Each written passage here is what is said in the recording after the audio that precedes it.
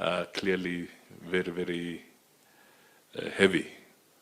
And it is for this reason that His Excellency the President will take up this critical role of championing for these reforms.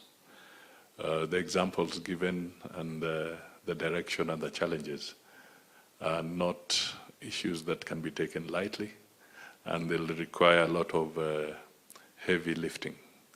So, ladies and gentlemen, it's on this basis that I would request you to be upstanding so that we can invite His Excellency the President to champion the road and the journey to the reforms of the African Union.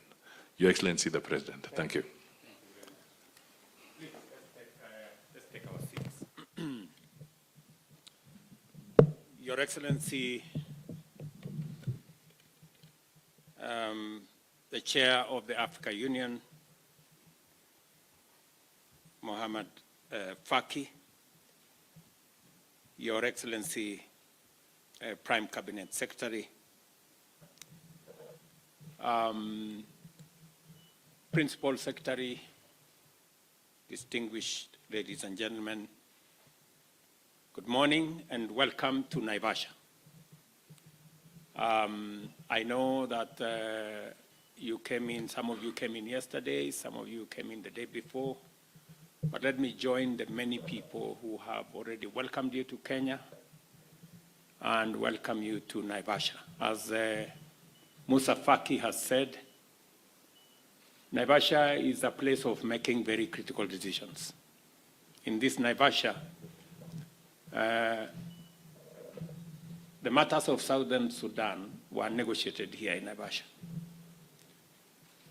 That led to a new country called South Sudan. In Naivasha also we negotiated issues to do with Somalia.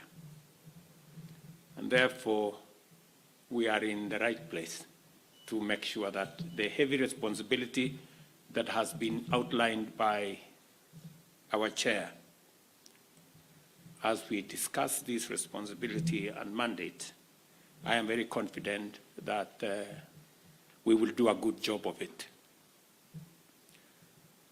Listening to Chair Musa Faki, I almost was convinced that maybe I shouldn't have taken up this responsibility. I was wondering whether I made the right decision. Because it looks daunting. But I want to appreciate and express my deep appreciation to my fellow heads of state and government for their confidence in assigning me the task of finalizing the outstanding institutional reforms of the African Union. I recognize the admirable effort and progress made by my predecessor in this very noble task and sincerely thank His Excellency President Paul Kagame, the President of the Republic of Rwanda, for his exemplary delivery of reforms so far. I am honored to have this chance to build on his good work and commit to expeditiously advance the remaining reforms to their logical conclusion with your support and the support of many others that we will gather along the way. We all know that Africa is endowed with abundant potential that largely remains untapped. And this denies our continent immense opportunity in various economic sectors, in agriculture, in mining, in energy, in manufacturing, and also in climate action. I think it is correct to say that Africa cannot continue to play in the periphery. This is an inflection point in world development, and Africa must take up its central role because that's where we are today, with enormous resources in energy, especially renewable energy, with almost 60% of the world's arable uncultivated land, and with our huge demographic dividend of young people in this continent. It is not possible for us to continue to be in the margins, and we must not marginalize ourselves to the margins. We must drive ourselves to the center. And that is why it is necessary for us to build the institutions, especially the Africa Union, so that we can use it to position this continent appropriately. Under the Africa Union Agenda 2063, we have a coherent pathway to unleash this potential and propel the continent into the league of highly developed societies within a few generations. To do so, we must intentionally and deliberately align our foremost Pan-African institution with the continent's aspirations and reconfigure it to become agile and responsive. And this is the work and the assignment that we have. And ladies and gentlemen, let me say this, that we have a historic opportunity to reform the Africa Union and make it fit for purpose in light of the collective developmental issues and aspirations of our continent. We must execute this reform with resolve and a sense of urgency commensurate with the magnitude of our challenges, potential, and ambition. Africans are highly enterprising. We have a huge, educated, young people, skilled and youthful, and are ready to play their part in developing our continent. We must not let them down, and we must not keep them waiting. I appreciate the effort that has gone into achieving the reforms made so far in the AU. As a result, decision-making at the AU Assembly has been streamlined to achieve significant clarity and economy. Similarly, the structure and mandates of senior ranks of commission has been aligned and cemented with rationalized selection modalities. Additionally, the AU's commission organs and specialized agencies have also been restructured. The new Partnership for Africa's Development has been transformed into the Africa Union Development Agency, ushering in a new era of ambitious pursuit of shared prosperity. Likewise, 42 out of the 55 institutions have been analyzed and reviewed, while the structure of the Commission has been fully reviewed and approved by the Executive Council. As Musa Faki has told us, there is some work to be done by other institutions to make sure that what has been agreed upon is progressed to conclusion. A new AU for a new era is beginning to take shape, and the next phase of reforms, which I am privileged to lead, will complete this exemplary work.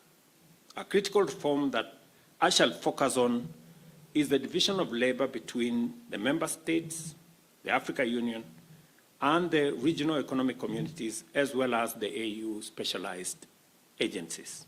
Particularly, there are functional overlaps that urgently need resolution to enhance our union's operational efficiency.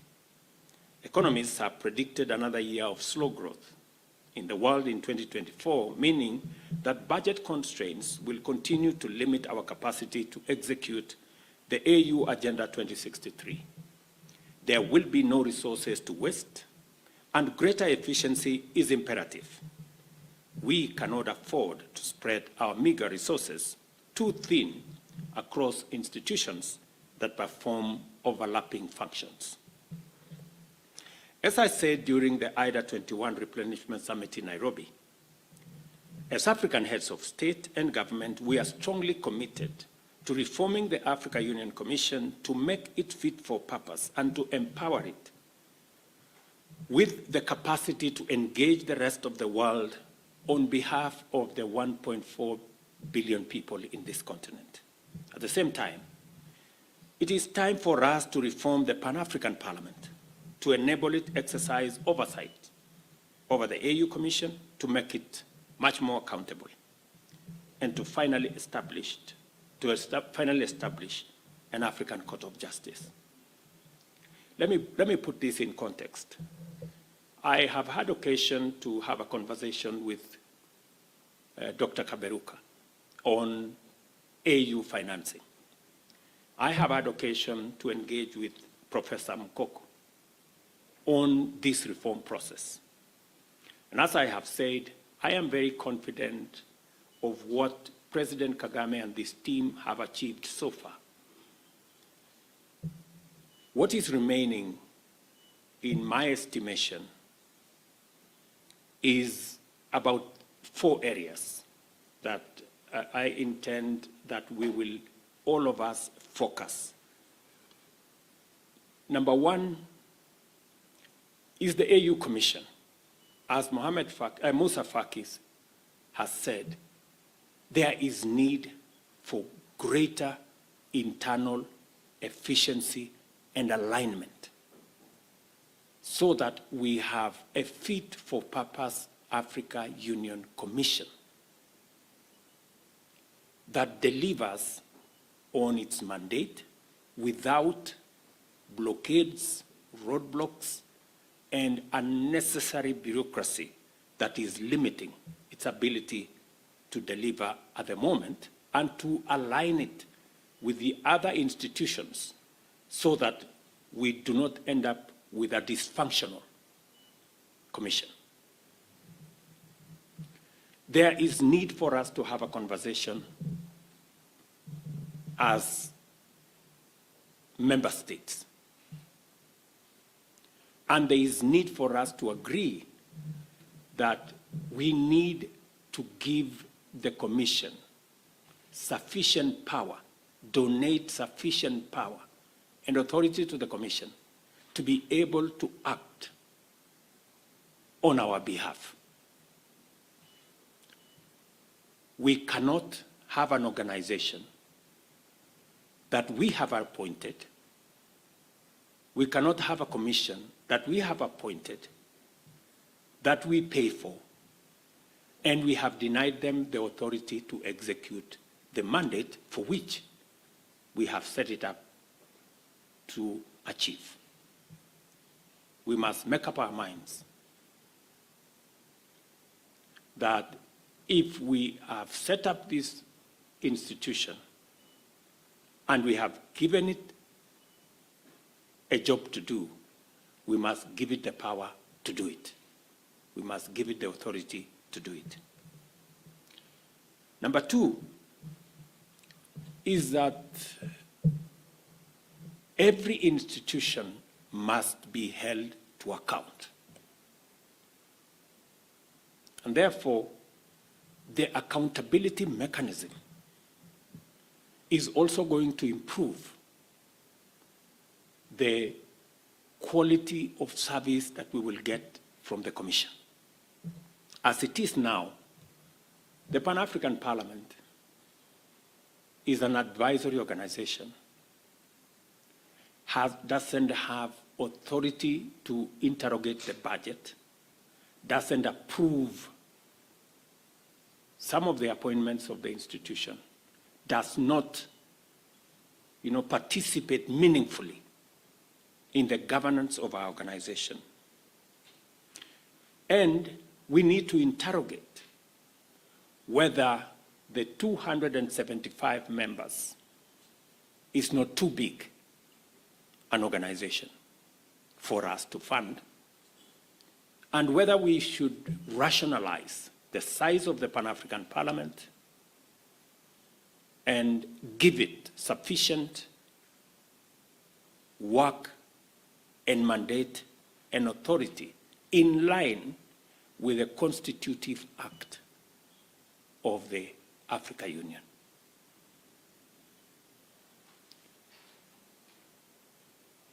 Like all democratic institutions, for example, in Kenya today, there's a big debate in Parliament because it is our belief in institutions.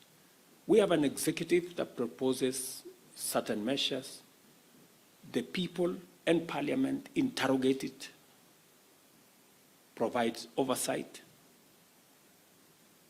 and we have a judicial system that also makes sure that if there are any issues, the judiciary can speak to those issues. So our Pan-African Parliament must take up a proper place in the governance of our institution so that we can guarantee ourselves that these institutions will work accountably. Listening to our chair and the obvious and sometimes, unavoidable conflicts between different institutions and even the overlap that is there. There is no mechanism that is in place to resolve some of these conflicts, some of the overlaps. And that is why it is absolutely necessary for us to finally establish the African Court of Justice. That way, if there is a conflict between the PRC and the Commission, the court should be able to resolve that and to provide guidance that in accordance with the Constitutive Act of the AU, this is where the mandate of the Commission ends, this is where the mandate of the PRC begins, and this is how it should go forward. At the moment, there is no mechanism. And all the time, it is then referred to heads of state. And it becomes very difficult because the heads of state are not a court. So these are some of the what is limiting our institution. And an Africa Commission, an AU that is not properly functional, undermines the potential of our continent and the opportunities therein. And so, finally, the fourth issue is how to finance our organization. And that needs to be a very candid conversation. I have had occasion to discuss with many of my colleagues on this subject, and everybody seems to agree that we need to take a firmer position in funding our organization and working with others so that we can achieve our aspirations. Let me say this, that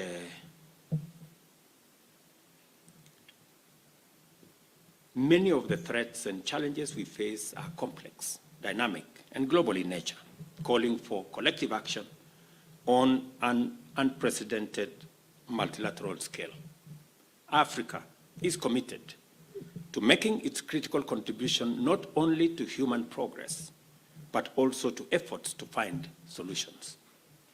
Because of our unique and abundant resource endowments and productive potential, our continent offers a viable and transformative pathway to a future of prosperity for all of humanity.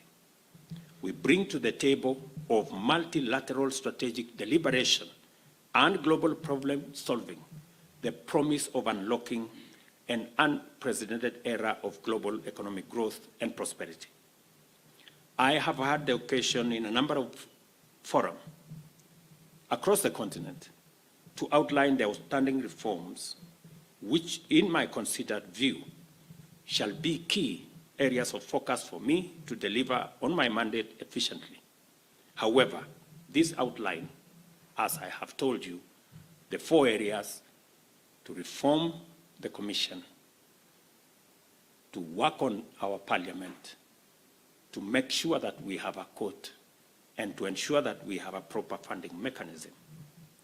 This outline is indicative, and I remain open to consultation and deliberation. I am confident that you have deliberated vigorously and exhaustively on various priorities, and I am interested in tapping into your extensive operational experience in AU institutions to enrich and refine our reform agenda and to explore innovative and inclusive ways to take the AU to the next level. I intend to work systematically in building on the substantial work accomplished by His Excellency President Kagame, and further, I shall focus on establishing a robust and sustainable funding mechanism for both the AU regular and other programs. Let me also confirm that when we talk about potential, when we talk about, for example, renewable energy potential, in this town of Naivasha, we just signed with that potential will not be realized unless we organize ourselves appropriately to tap into the opportunities that the enormous resources we have present. Let me also give you another example. About 30 kilometers from here, we have 5,000 acres that we are in the process of developing with Afrexim Bank to unlock the industrial potential and manufacturing capacity using renewable energy in this county of Nakuru. Afrexim is a Pan-African institution,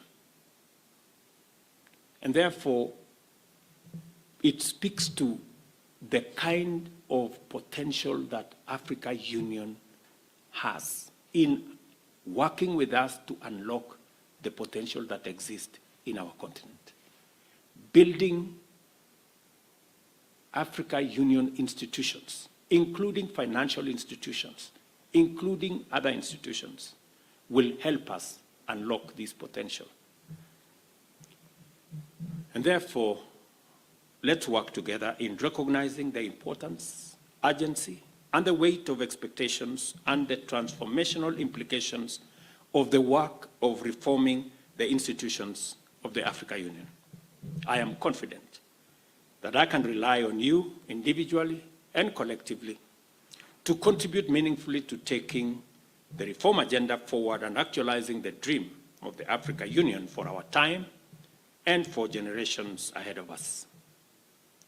I wish all of us success in our continued deliberations on this very historic agenda. Thank you very much.